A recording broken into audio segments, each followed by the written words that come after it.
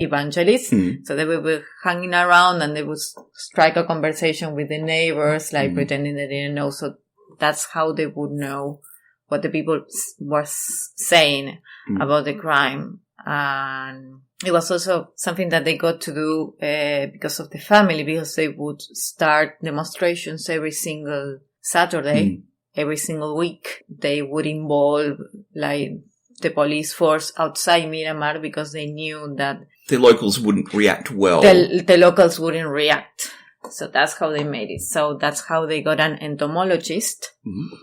What an entomologist does is study insects and bugs specifically. But he discovers that the insects that were on Natalia's body didn't belong to the greenhouse where she was found. So that's how they discovered that she had been kept and murdered also in a small house that was in the Copacabana neighborhood. That is a neighborhood of Miramar. It's like a bit of more of a suburb. Like, I think it was an abandoned house. And also the dust and sand or soil that was on her body. On her body and her shoes didn't match with the one of the greenhouse. No. And again, was perfectly matched, or as close to, with the soil in the surrounds of the police trap house. So the trial of the crime of Natalia was held on September of 2002. So that is the following year of Natalia being murdered, after a massive police investigation and with the participation of 110 witnesses. In this case, 3 cops were found guilty of kidnapping, sexual abuse, and homicide. Their names are Oscar Echenique, Ricardo Suarez, and Ricardo Anselmini. They were sentenced to life imprisonment.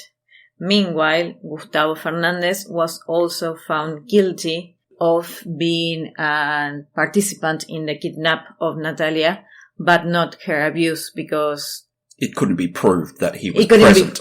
It couldn't be proved that he was present, and his sentence was of 25 years in prison. So the main evidence between these 3 cops that we talk about was, of course, the DNA, and the fact that it was also found blood of Natalia in the car of one of them, Ricardo Anselmini. So what we understand is that she was kidnapped by El Gallo and was taken in Anselmini's car to the place where the police carried on the homicide.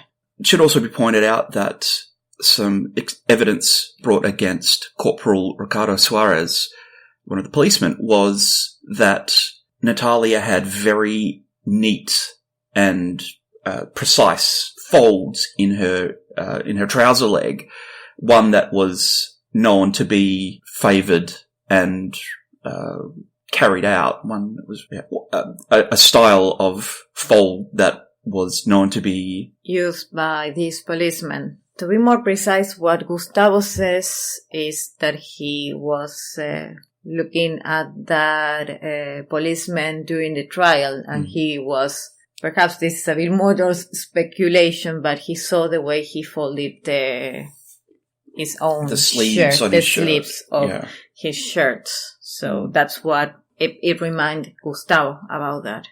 But that's a bit more of speculation. It's almost like a curious observation and a personal tick, but someone who is so supremely, perhaps, confident of their being able to get away with such a horrible crime that they would add personal flourishes while redressing one of their victims after raping and murdering them. So, now that we remember, we find 5 policemen that match 3 of the samples of DNA that were found on Natalia, but there are still 2 missing.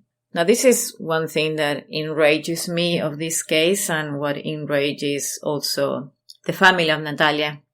The thing is, there is a 4th DNA that actually matches a policeman that was working at that time in Miramar.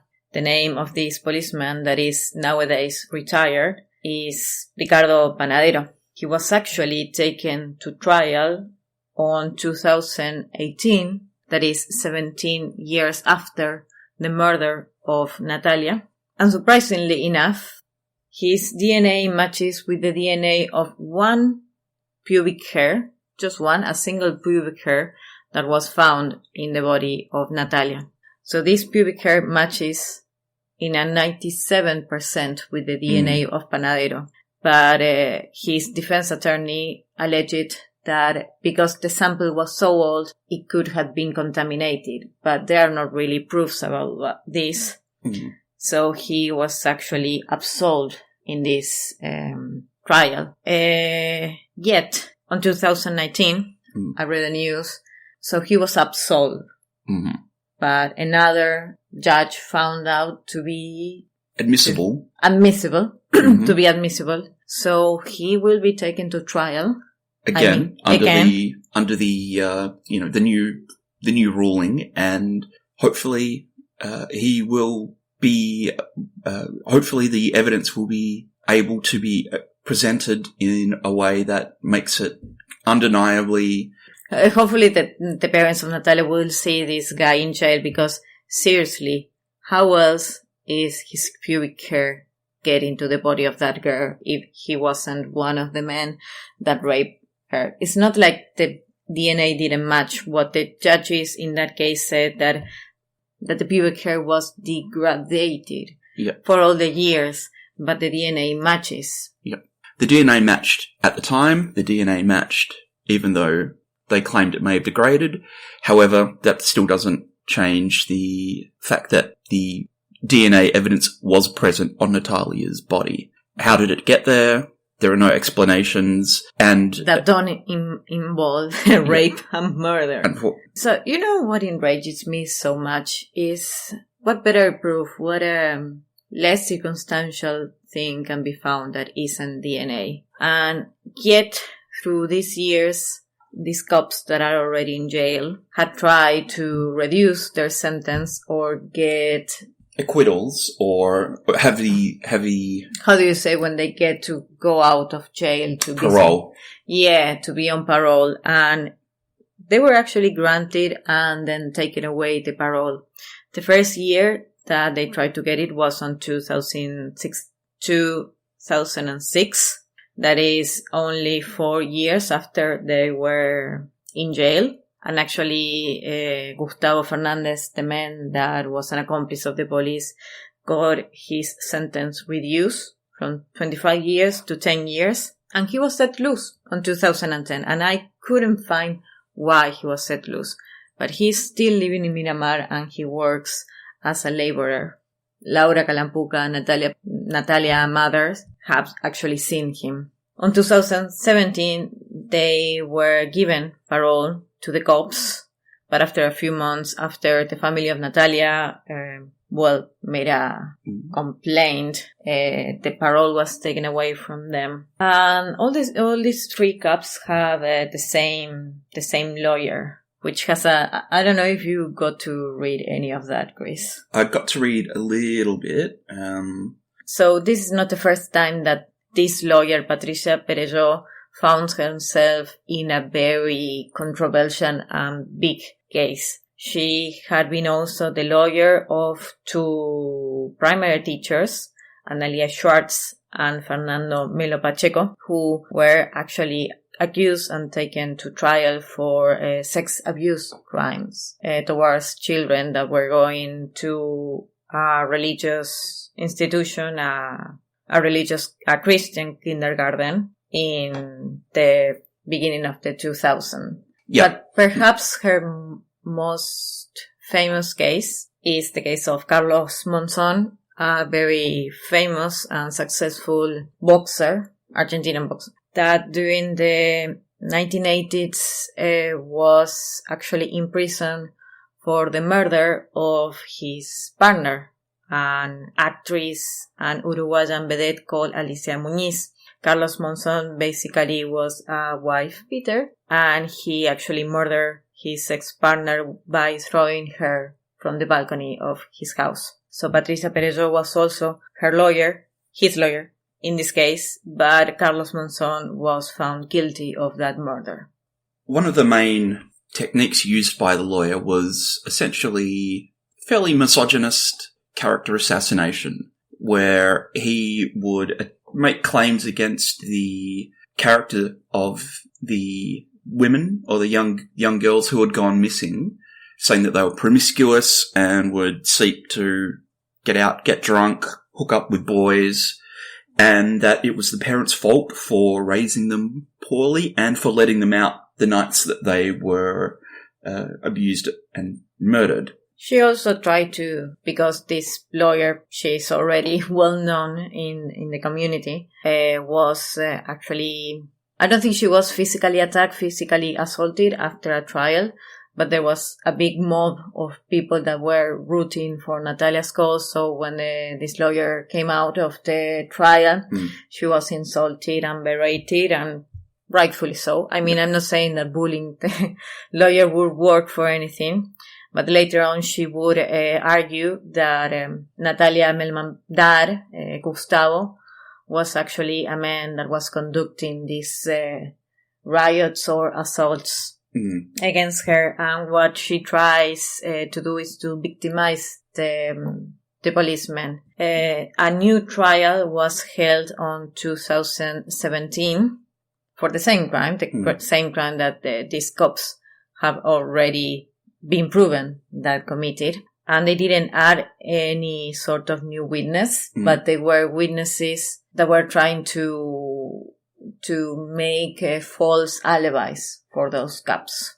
Also, it was found out that station logbooks had been doctored to come out in favour of the police to say they weren't where they weren't present during the disappearance, or putting them elsewhere at the time. However, it was found out that these books were doctored, and as of yet, there still hasn't been an investigation into the into the deep police corruption and the institutional cover-up, essentially, that occurred to get these police, or to attempt to get the police off the hook for the murder. And on a news that was that came out the 30th of January of 2021, that is this year, it seems like the lawyer of the Melman family, Federico Paruolo, that also was the lawyer of the family of a different boy that was murdered by the police in Argentina. I told you about that case the other day. You did. We might talk about him. Sebastián Marrón. Well, Paruolo, the lawyer of the Melman family, said that he was going to ask for the Buenos Aires police to run a scan with the fifth DNA, the unknown DNA, among all the agents of the police that were working in Miramar in the time of Natalia Melman murder. So I'm just so surprised that the police are being asked to do this, because it really sounds like it's common sense. Like, if you already know that 3 of your officers took part of this crime, they should have done that DNA test right away, but they never did it because they are accomplices. I mean, that's the reason of the police misbehavior, or no, the police corruption. But as is unfortunately regularly seen, the corruption doesn't just stop with the police officers. It often goes all the way up the chain, and when you start shaking the tree, as they say, a lot of the fruit falls from the top as well. So I'm sure the last thing some of the more senior members of the police force, local government, judiciary, all the important